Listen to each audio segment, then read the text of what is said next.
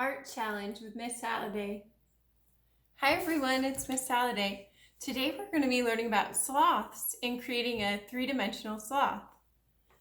I love books, and a couple years ago I purchased a book on rainforests. And here you can see a sloth up close and how it's hanging upside down. You might already know that there are three-toed and two-toed sloths. I think they're super neat animals. I've actually got to see them in person at the zoo in DC, and in one of the exhibits I got to see one right above me hanging on a tree, and it was so cool. So in this book it says, above, sloths spend so much time hanging upside down that their fur grows in the opposite direction to that of other mammals. Okay, so today we're going to be making our own sloth, and some materials you're going to need would be tin foil, about that much, masking tape. The thinner one would be the better one, but whatever you have, you can try to make do. Scissors, a Sharpie, and then later we'd be using paint if you have it. So what I'm going to have you do is try to get some tin foil about this much. And you can see that I labeled it in different spots, where this is the head. Here we have the arms. In the middle it says body. And then on the bottom we have legs. So I'm going to give you a moment. You can stop the video to get the materials. If you don't have tinfoil, you could try it with paper.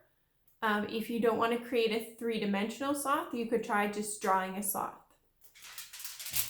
So after you have that, you're going to be making cuts.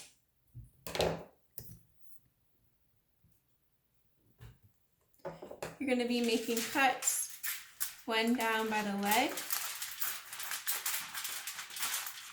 And as you work with tinfoil, remember that it can be sharp, so try to be very careful. You're going to make a cut on the side for the arm, the head. If you'd like to create a smaller sloth, you can just use a smaller piece of tinfoil. The other side of the head.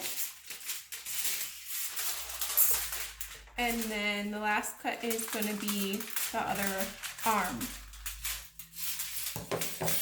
So it will start to look like that. And you're going to be crumpling the tin foil carefully. This would be the head and the arms.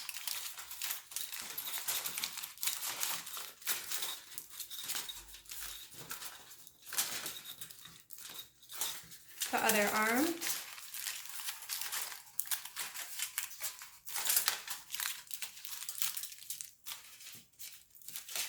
And then the leg.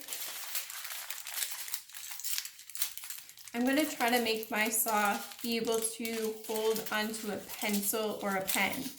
So I'm going to make its arms and legs sort of cross together so it would be able to hold around a pencil. Then lastly, the other leg. I need to make my cut a little bit higher up here, so if you need to do that too, no problem.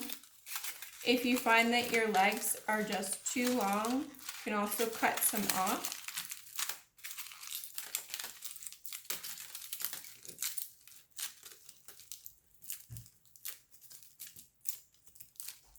So after this, just go in and really try to smush and mold the sloth to the shape that looks right. You could also do this with any other animal, or you could create a human figure. So there's so much you can do with the process of tinfoil, masking tape, and paint.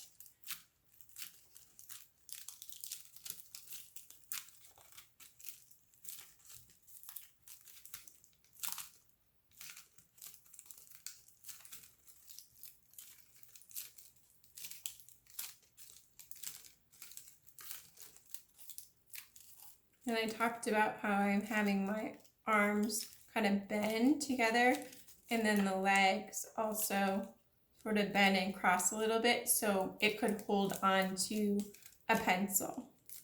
Look like it's hanging. Have it like that. Once you get to this step, you're going to use masking tape, and you just rip some, and you can even try to just pull it in half to make two, because some parts are going to need really thin strips of masking tape. And then you curve it around and you start coating the entire sloth with the strips of masking tape.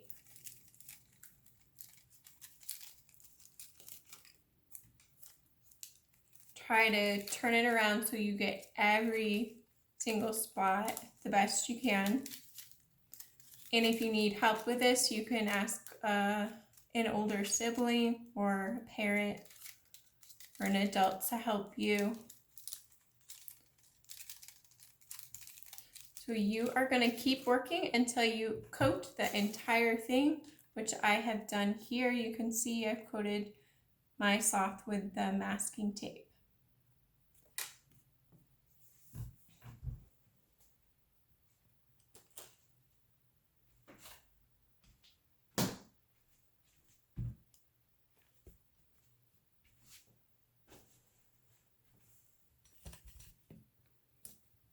Okay, I'm back over here. So I actually created a couple different sloths for you for this demonstration. So over here, I worked with my paint palette, and your sloth can be in any color that you want it to be. It could be rainbow, it could be the regular brown, it could be pink or blue, any color you want. So what I did here, this is my finished sloth. I coated the body with a light brown and a little bit of a yellowish color. And then I waited about 15 minutes for the sloth to dry. And then I put on the face a lighter tan after the body dried. And I went around the body with small strokes with my brush, little tiny strokes to give it the look of fur in different spots with a darker brown.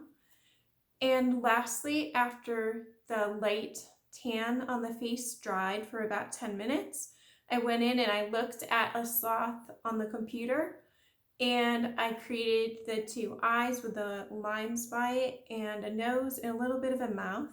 And then I did a little bit of white space in the eyes. So once you have it all finished and dry, I don't have a pencil, but I do have a paintbrush right now. So I'm going to show you how it can hold on just like that, and then you have your three-dimensional sloth.